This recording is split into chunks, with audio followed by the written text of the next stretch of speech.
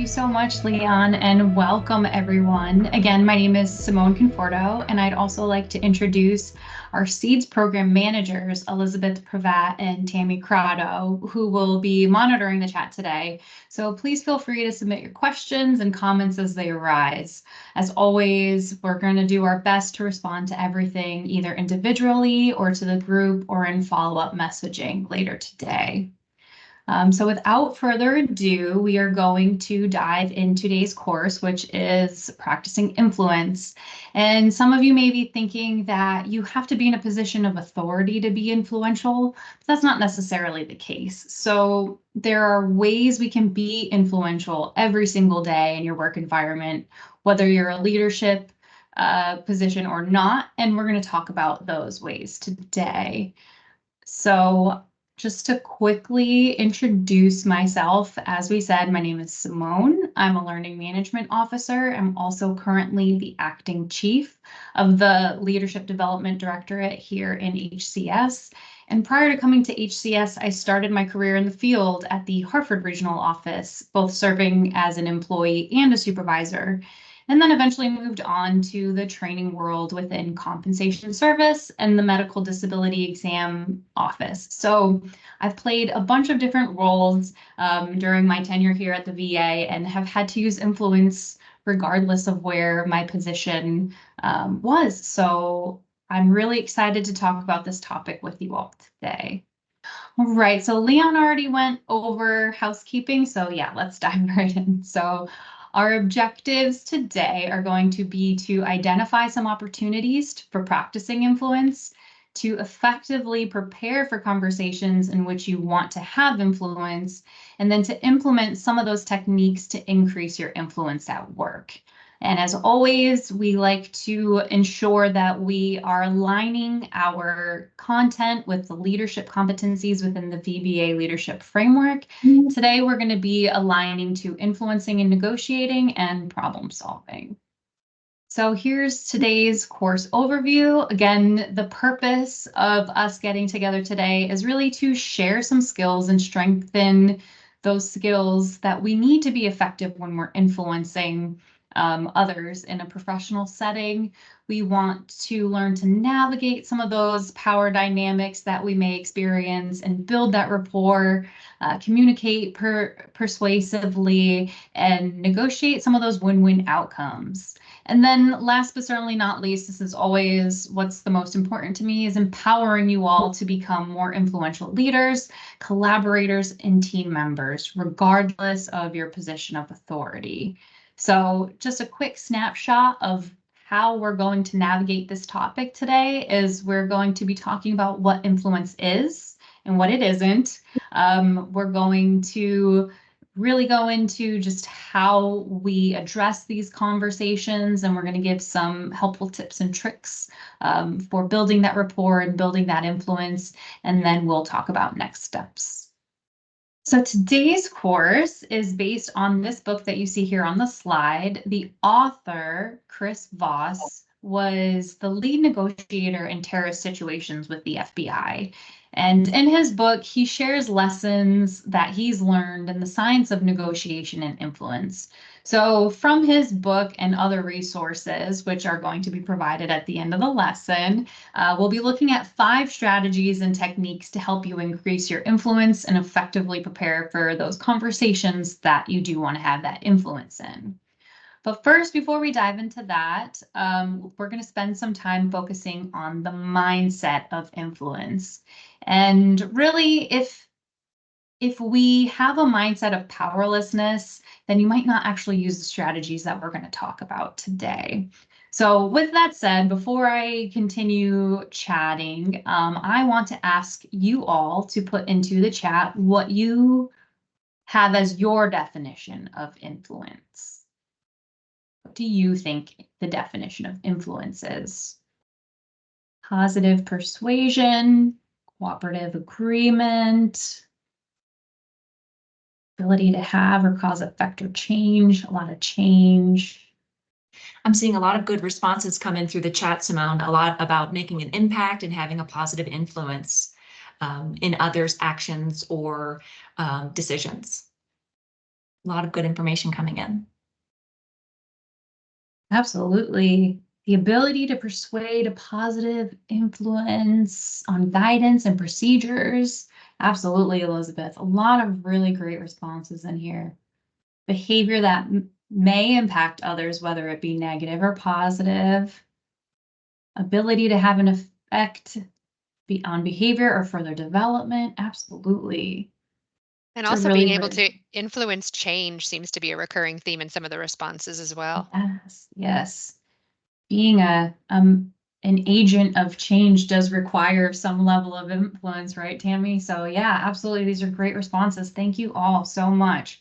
And I know sometimes we may think, again, kind of like I said at the beginning, that we feel like we may need to be in a position of power to exercise influence, or perhaps that we might have very little of it as we work for such a large agency, right? VA is massive. So it's you start to think that what kind of influence could I possibly have here? But let's take a look at what we have here for our definition, which is the capacity to have an effect on character, development, attitude, or even the behavior of someone or something, right? So just having that ability to have that effect. So given this definition, when we think about influence, when do you practice influence at work? Mentorship, Sharon says all the time. Meetings, discussions, yes, team building every day.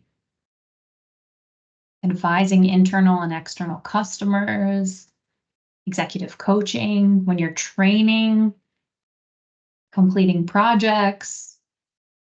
Yes, even I love that response. Your presence is being influential. Discussing ways to handle issues with customers. Fantastic. Love this.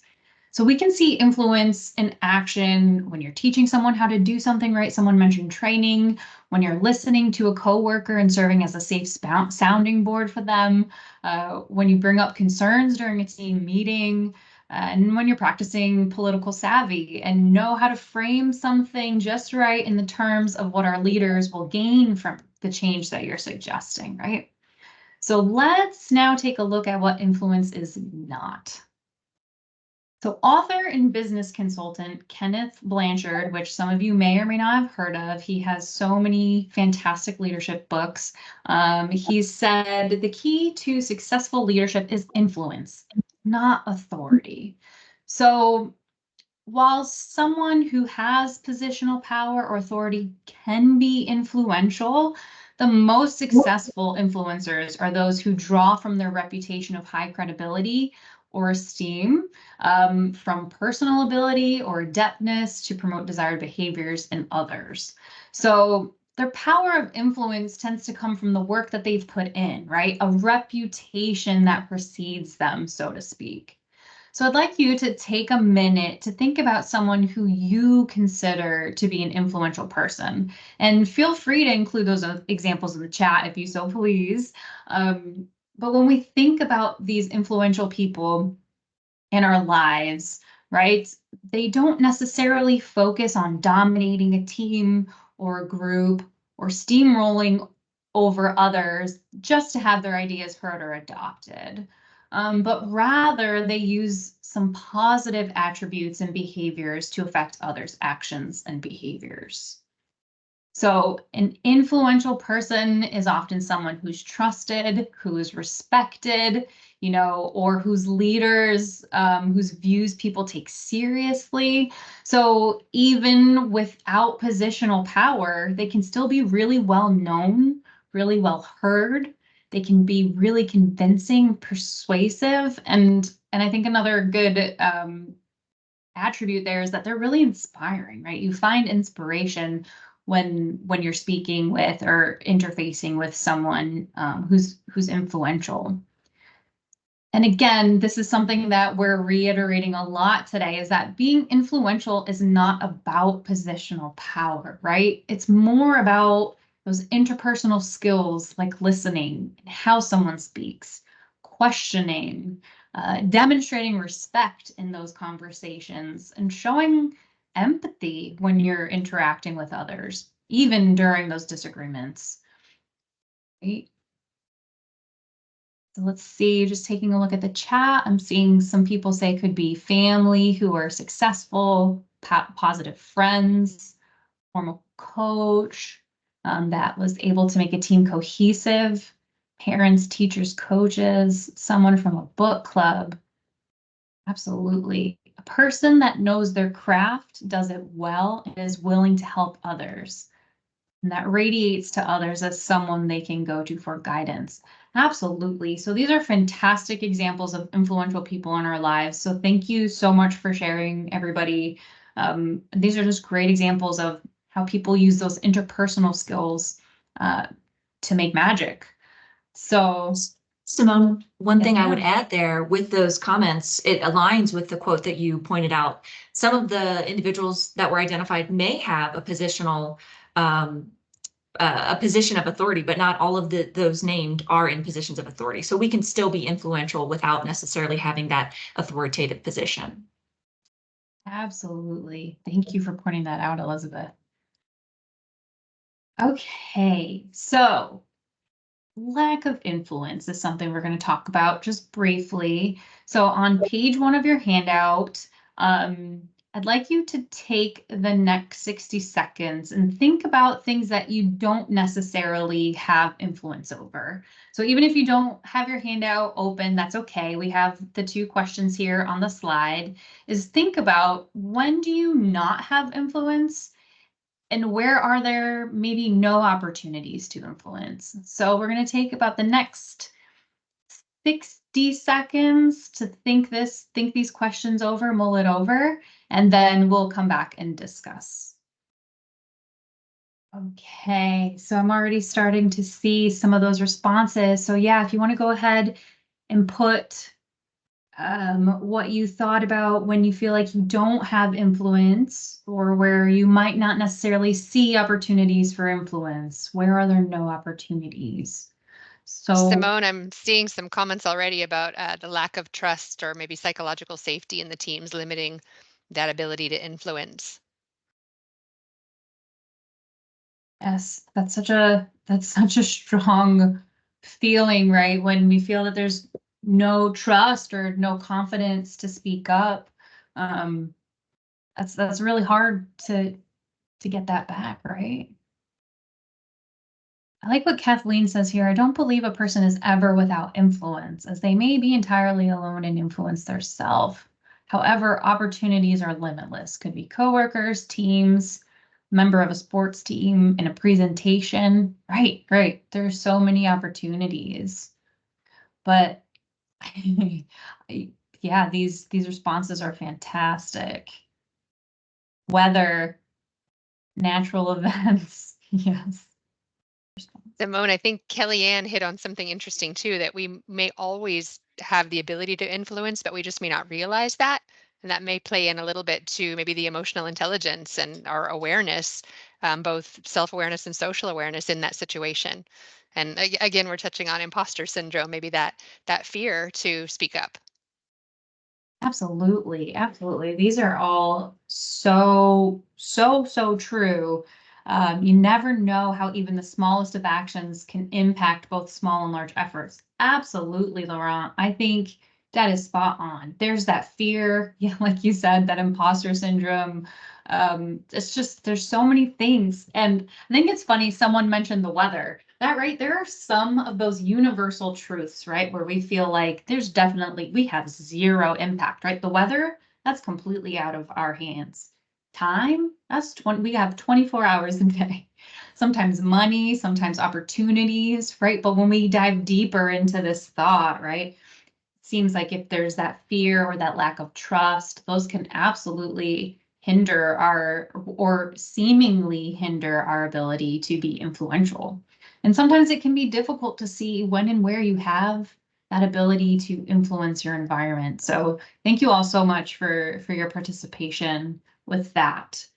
So what we're going to do next is we're going to watch a really quick video. And while watching this video, I want you to focus on the team in white and be able to tell me how many passes they make. This is an awareness test. How many passes does the team in white make? Go!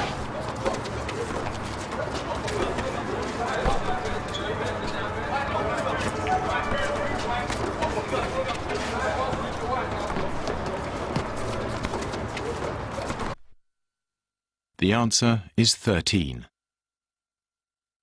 But did you see the moonwalking bear? Go!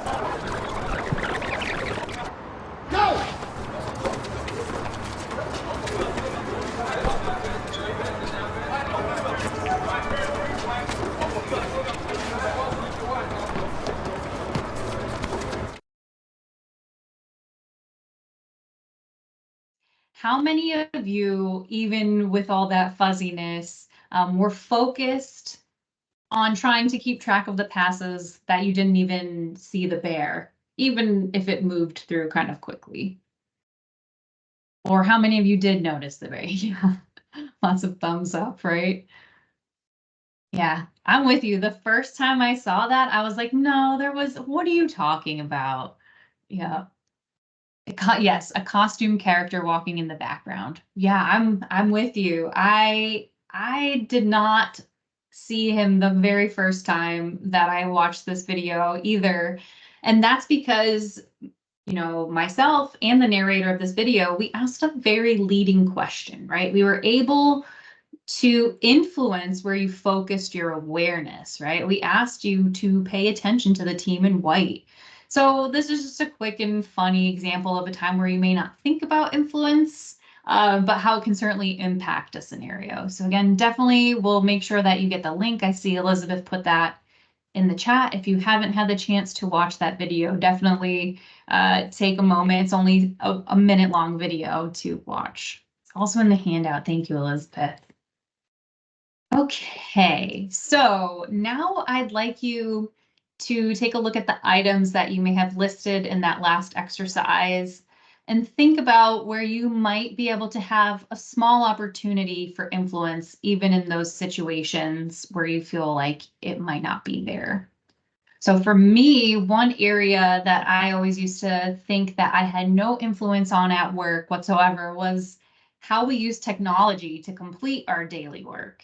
And I always thought that, what was already in place was what we had to use, right? No ifs, ands, or buts about it. This is what we have. This is what it is. But I learned really quickly that through the power of influence, we could implement really innovative technology in our day-to-day work if we took it to that level. And so I'll talk more about that specific example a little later as we go through some of those different techniques for practicing influence. But now we are going to shift and start discussing some of those practical steps and strategies that you can use when practicing influence. And again, these are based on the book that was previously mentioned at the beginning of this session called Never Split the Difference. So the strategies we're going to discuss for the remainder of this session are going to be to prepare, to listen, to mirror, to reframe, and to reveal. So as we go through these and as you listen, I want you to identify maybe one or two of these techniques that you want to try on and play around with moving forward. Any more than, one or two at a time, and you might forget. So as you start to think of some situations where you want to try utilizing some of your influencing skills, think of one or two of these. And then at the end of this session, if you feel comfortable, I'd really appreciate you sharing which ones you plan on working on in the chat after today's discussion. So let's take a look at the first technique, and that is prepare. So when you're in a situation where you're going to need to practice influence, you really want to be intentional and deliberate about how you present your information and how you're going to lead that discussion. So you're going to want to consider who you're looking to influence. Is it a supervisor? Is it a senior leader? Is it a teammate or someone on the same level? Is it a subject matter expert? Who are you going to be having this discussion with? Then you're going to want to think about how your position or how your idea is going to benefit them, right? How is it going to benefit your stakeholders? And that can, again, that can include your entire team. That can include end users. If it's, again, technological, where I'll probably be living with my examples. And even, when we're talking about work, the organization as a whole, right? How does your idea benefit our organization? And do you have data to support your idea, right? We are such a data-driven organization, so it's really important that you come prepared with that data to back up your idea. And another important thing when you're in this preparation phase is to think about who else you are going to want to involve before attempting to influence. Do you have colleagues or a mentor with whom you feel you're comfortable discussing your idea? If you do, which I hope you do, it's always good to go to them before you plan to present your idea. Ask for their honest feedback, right? You never know what else might be laying under the surface that you may not have considered without that second pair of eyes. So I think that's such a huge thing that some people might feel uncomfortable with getting that feedback, but it's so, so worth it. And then also be prepared for there to be pushback, right? We can anticipate or try to at least anticipate what the biggest point of resistance will be when presenting your idea. So if you think about that ahead of time, you can strategize on how you're going to address that potential obstacle with some information, with potential counter arguments, and even with some good old-fashioned dialogue. And again, run that by your trusted colleague or run that by your mentor who you're prepping with, whoever it is that you're prepping with, and make sure that they help you with those gaps. And so when we go back and I think about my example, that's exactly what I did when I decided to pitch the use of different technology to create training and validation tracking for my stakeholders. So I knew I was going to be presenting this idea to my assistant director, and I knew I had to come prepared with, first of all, how it was going to benefit my team to learn this new skill, benefit the organization, regardless of training hours. I had to first and foremost present the benefits, right? Why take the time to learn this new skill, but also how it would benefit our end users, right? And in this scenario, it was contract examiners. So how would this benefit our team, but how would it also benefit our stakeholders? And through data and through providing our assistant director with a demonstration of this new technology, I showed her how it would look, how it would work. I was able to present a really sound argument to move forward with the idea. And so I worked really closely with my chief to ensure that we covered all bases. We made sure that we were going to cover any areas of concern that our assistant director was likely going to bring up. And all of this planning, right, or preparation was truly the foundation for being influential during that meeting and receiving that approval to move forward with implementing that new technology on the team. So again, in that handout, when you have some time to look it over, on pages 4 through 10, I've provided 4 job aids that will help you think through some of these questions and how we move through these techniques to prepare for those conversations. So these job aids are going to include a practicing influence cheat sheet, and that includes the 5 techniques, right? So you'll have this information whenever you want it. Some clarifying questions that you'll want to ask, and we'll discuss that here in a moment. A persuasion and action tip sheet, which will help to translate your ideas into acts of persuasion. A persuasion preparation worksheet that will include about 6 prompts to help you prepare for your conversations. And lastly, a collaboration checklist, which is going to help you overcome some of that pushback that you may receive on your ideas. So our next technique is listening, right? So how many of us find ourselves sometimes distracted, thinking of other things when we're having conversations with someone? And especially in our virtual environment, right? A lot of times it can be really tough to focus. Yeah, I'm seeing lots of thumbs up, right? Distractions can be limitless in this environment. We have our Teams chats going, we have emails coming in. So we want to be really mindful of that. And we want to ensure in these moments when we are on the other end, right, while we're listening to someone, that we're actively listening to those other people.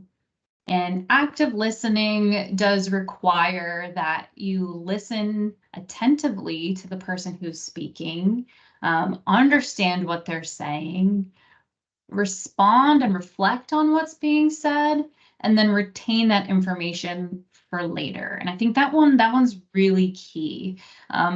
Some tips and tricks for active listening can be things like nodding and smiling while they're speaking, avoiding those distractions that are so easy to creep in, maintaining eye contact with the other person, asking questions while they're speaking, and using verbal affirmations and paraphrasing what they've said. So someone who actively listens and who's open and receptive to others' thoughts and ideas is someone who can then develop those influencing skills and blossom into a person of influence. So showing you care enough to be fully present in a discussion and actually recalling what someone's saying in that moment and in the future is a path to trust. So like Tammy had mentioned earlier, being emotionally intelligent is really critical when you're trying to build influence.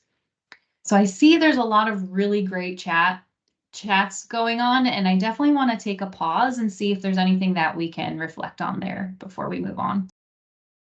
Definitely, Simone. So as we were wrapping up the prepare sections, Tammy Hurley commented in the chat that sometimes the political nature of our agency comes into play and makes things challenging to have an influence over those elements. And then also because some of the decisions we make are so fast paced, that there isn't always time to prepare. So it's a matter of let's meet now versus let's meet in a week, where you have that lead time to prepare and gather the data and things like that. So I thought that was a valid point.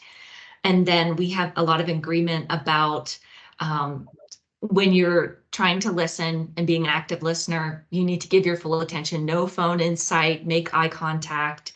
And instead of preparing a response while you are listening, actually do the listening, because our minds do try to work on that response ahead of actually responding, in anticipation of responding. So I thought that was a very valid point. I love that. Thank you so much. And yes, that's such a valid point, right? Of we don't oftentimes have the luxury of time to prepare. So that's why decisiveness really comes into play, and strategic thinking comes into play, and just kind of knowing, hopefully, right, in those situations, you know your leadership, you know the people that you're getting ready to meet with, and you can anticipate how they like to be communicated with, some of the information they may likely want from you or ask of you, and trying to be as prepared as possible, even if it's a short turnaround, is key in these moments. So thank you all so much for that. Speaking of listening and active listening, I'd like us to also take a moment to just think about a time if you knew someone was not actively listening to you. How did you know? How did you know they weren't necessarily paying attention or not being open and receptive? And how did it make you feel in that moment? I know for me, if I can tell someone isn't necessarily fully in the moment with me, it doesn't feel great, right? Regardless of what it's about, whether it's work or personal, you can just tell they're not fully present with you, right? There's no eye contact. They might be interrupting you. The body language, they look distracted. Someone Yeah. said they were asleep. or had a funny look on their face. Yeah, that it's not great, right? You can tell they're reading emails. Just, yeah. I would say, Simone, with an on-camera meeting, especially if you can see someone looking at their other monitor, Yeah. that's an indicator, and it doesn't feel great. So No, I'm seeing a lot right? of agreement in the chat on that. Yeah, definitely a consensus there. Just waiting to speak, and you can tell already that they have their response prepared, right? Like Elizabeth said, it's less about actually hearing you and more about them wanting to respond, and that can be such a difficult feeling. But on the contrary, it can feel so great when you're talking to someone who is fully engaged with you in the conversation, and then down the road, they recall something that you said. You know, in that moment that they actually were really hearing you. That's something that is so, I don't know, for me, I think is so underrated is when you tell someone something and then a month down the line, they bring it up and you're like, they heard me. It's a great feeling. So active listening really is key to building influence because it builds relationships, right? It enhances communication, it enhances understanding, trust, and empathy. So with that said, I mentioned in active listening, part of that could be asking calibrated questions. So I do include them in the handout, but we also do have them here on the slide for you. And like someone mentioned, when we are trying to influence a situation or in a conversation, for a lot of us, a reflex might be to give information. You know, if we provide logic and information to someone, they'll do what we want them to do. But actually, the more we listen and ask questions, the more likely people are going to be to meet us halfway. So here on the slide and here on the handout, we do have some examples of what we call calibrated questions that you can use while you're practicing that active listening and can help build trust and allow that person on the other end to feel heard, respected, and understood. So again, these are provided to you on page 2 of your handout, so definitely take a look at these when you have some time. Simone, we just had an interesting question come into the chat that I wanted to touch on. Kelly asked, how do you respond to people who are adamant that they can multitask? So they say that they're actively listening, nodding, and things like that, but they're also doing another thing. And I came across a study a while ago, and I think there's probably quite a few studies of this, but our brains can really only focus on one thing at a time. And if they think that they're multitasking, they're actually really just focusing less on one thing and prioritizing the other. So there are studies out there, and I think the research would prove that that person is simply just giving less attention to the second item. Yeah, thank you so much. I couldn't have said it better myself. Kelly, Elizabeth and Kelly, I used to be guilty of thinking I could task switch or multitask, and it never proved to be the best outcome there. So the next technique we have is mirroring. So intentional mirroring is deliberate and used to build rapport. And the best way to do this is by either repeating the last 1 to 3 words that you're hearing when someone's speaking to you, or paraphrasing what you've heard. So for example, it could be something positive that they're sharing, or an idea, or even a concern. And so when you're paraphrasing, ensure that you're doing so in a neutral way, and that way it strips out any of the emotion. So I think back to some difficult conversations I've had to have in the past, and I think about how it went. And I'd like you to think about if you've ever had some of these conversations and if you've used mirroring techniques. I'd love for you to share some examples in the chat if you have used mirroring before in the past. But if not, definitely think about whether this is something that you could see yourself incorporating into some of your conversations. So an example that comes to mind is if someone came to me and said, you know, Simone, really don't think it's fair. I have way more work to do than another person. And a way that you could paraphrase that, right, or ask that question again, or, the last couple of words. So you're stressed by all the work that you have on your plate, right? If they say that that's right, stick with that. But if they bring up that injustice again, right, it's not fair, then you can paraphrase again by saying, so you're thinking that this isn't fair. So that's just, a quick example there. I'm seeing some people saying during interviews, during coaching sessions, exactly. Mirroring is a really fantastic technique there. And so next we have reframe or reframing. And so if you're presenting an idea, as we discussed in the prepare technique, you're going to want to anticipate challenges, questions, and oftentimes resistance. So as we discussed earlier, we should try to be as prepared as possible to strategize how you're going to address the potential obstacles with information, counter arguments, and dialogue. As we mentioned before, yeah, surround sound, right, Tammy? Discussing your ideas with a trusted colleague or a mentor can be really helpful when you are preparing for that reframe moment, right? Ask them to point out some of those potential faults or shortcomings in your idea. That way, you can come prepared with that reframe. So another part of this technique is discussing their resistance up front and doing so strategically. So again, being prepared with responses to some of those potential obstacles ahead of time can be really helpful. Another way to discuss their resistance strategically is oftentimes just offering a compromise.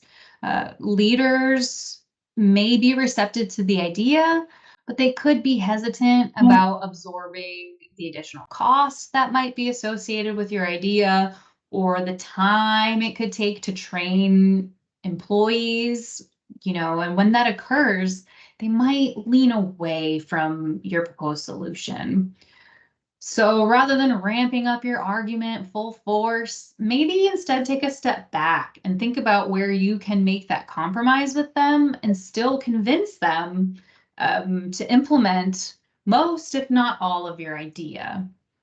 Right, so thinking back to the example I used, offering some new technology for training, my assistant director did take some pause at that idea, right? They knew it was going to take a lot of time for the team to get trained up on the new program. And rather than push to have everyone dive into it, I offered to train a smaller group of individuals within the team who not only expressed interest in the new technology, but they had some related expertise. So this served as a win-win because first and foremost, those individuals who volunteered to learn the program early on later became the champions for that technology, and they were able to show the value of the program. They were able to help their teammates when it was their turn down the line to learn it as well.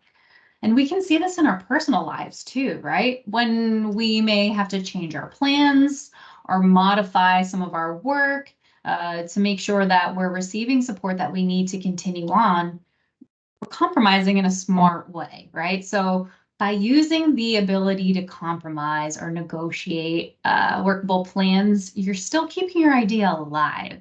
Even if it's a partial version of your idea, any part of implementing that is a success. And that's a result of your ability to be persuasive. So this can actually be the beginning of other people seeing you as thought leaders, as problem solvers, or even a politically savvy teammate. And those things are what can expand your influence. So lastly, we have reveal, our last technique, and certainly not least.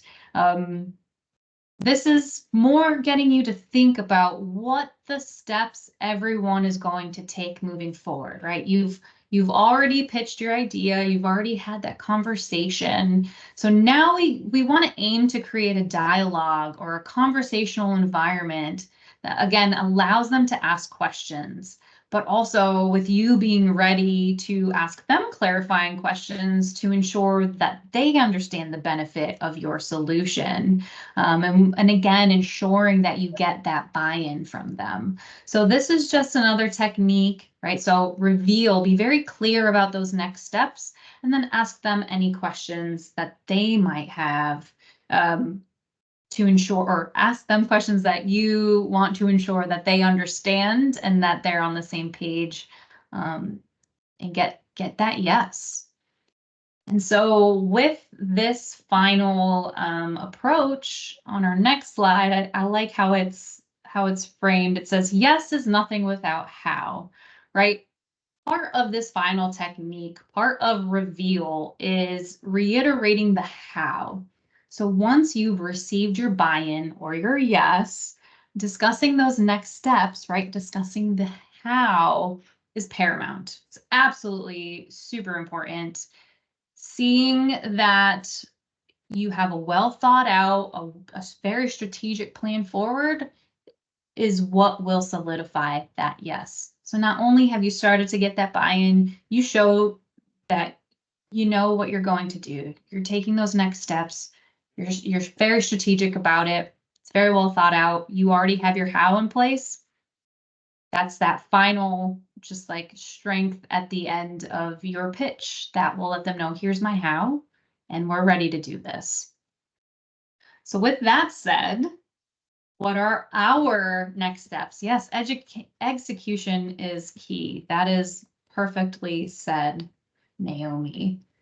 For everyone, as we get close to the finish line here, what are your next steps, right? So today, at the beginning of our hour together, I challenged you all to think of one or two of the strategies that we were going to go over that you would like to try on to play around with moving forward.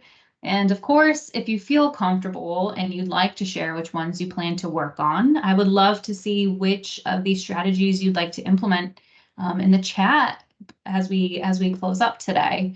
But also, I want to encourage you all to utilize the job aids that are provided. And think about a situation that you want to have more influence on, and use those job aids to help you prepare for some of those situations. So we are seeing some responses come in, and we want a lot of focus on listening, improved listening skills, become an active listener. Someone wants to use the mirroring technique and give undivided attention. That's great. Repeat words and paraphrase. Oh, and a question about someone who may have more of a negative perspective from Kathleen. Those who tend to be negative for whatever reason, would you indicate to table that so they can address their concerns? I'm thinking maybe work through that negativity as part of that conversation too, because those will ultimately be the barriers to that influence. So Kathleen, I think with that, you might want to encourage investigation with that reasoning and explore workarounds, work through those potential risks and negative thoughts. Okay, great. A lot of folks wanting to use that active listening. I see that that's a very valuable reflection. Yep, and some agreement with discussion of the resistance up front and use that strategic approach. So fantastic. I think that's such a that's such a huge thing that over the last few years, as we were separated for so long and we've moved into this virtual environment, so easy to get distracted and think we can do so many things at once. And being an active listener and being engaged with people is so important in the work that we do and just how we live every day. So thank you all so much for your responses. So we're gonna wrap this up. I do see there are some more questions in the chat. We'll definitely get you responses. But to summarize today, we reviewed what influence is and what it's not, the mindset around it. We identified areas of opportunity where you'd potentially like to practice influence. And of course, we discussed those techniques that you can implement at work and even in your day-to-day life outside of work to effectively prepare for those conversations that you want to have more influence in. So our references, as we stated, today's session was based on scholarly research of these two folks here, Grace Torre and Chris Foss. And so these slides will be available if you would like to do some more individual research on your own. But that's all I have for you today. With that said, does anybody have any more questions? We still have a few minutes. We could probably address some of those that were in chat, Elizabeth. Great, yeah. If anyone has questions, go ahead and place those in the chat. We do have one that came in momentarily ago. How do you recommend influencing people who may take the situation personally? That's such a good question. I think a lot of people take situations personally, especially when it comes to the work that we do and how invested we are in it. And so I think a part of it is, again, a part of helping folks who take things personally is remaining objective, right?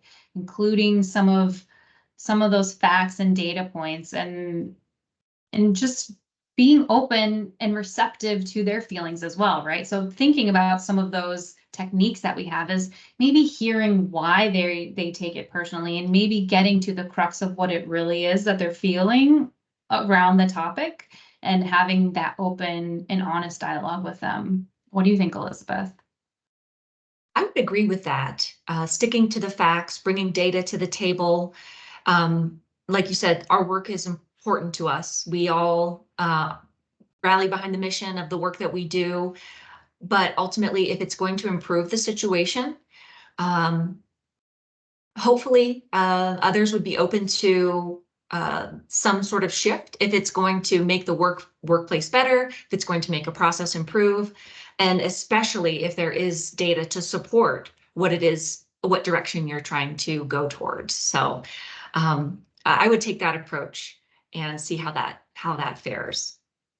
Absolutely. Thank you. And someone mentioned keep the common goal in mind, right? So mission is at the heart of everything we do. So if we keep that goal in mind, that's gonna get us light years ahead. So if you have any additional questions or anything like that, please do feel free to reach out via Teams or Outlook. After we wrap up today, I want to thank you all so much for your time and attention this afternoon or this morning, depending on where you are. I hope everyone was able to take something from today's lesson. And if you have a moment, I do ask that you please take our brief survey following today's training. Your feedback, as always, does help us to continue to meet your needs and make our courses relevant and effective for you.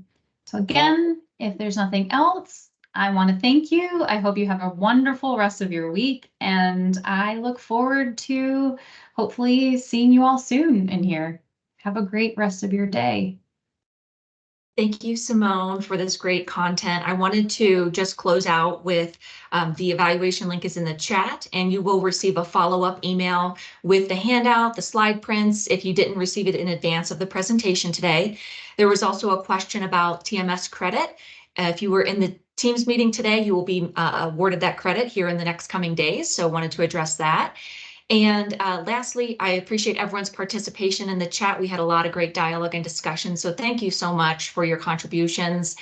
And about our next seed session, which will be on June the 18th, regarding successful interviewing techniques, we are having a slight deviation on our time that we typically have. This event, it's going to be at noon on that day, Eastern time.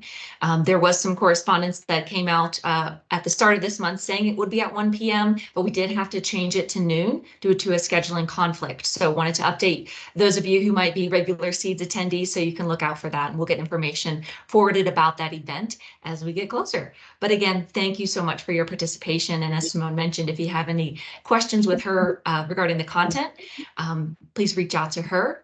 If there's anything related to the Seeds program, you can reach out to me and I'm happy to help you with that. But otherwise, we will see you next time.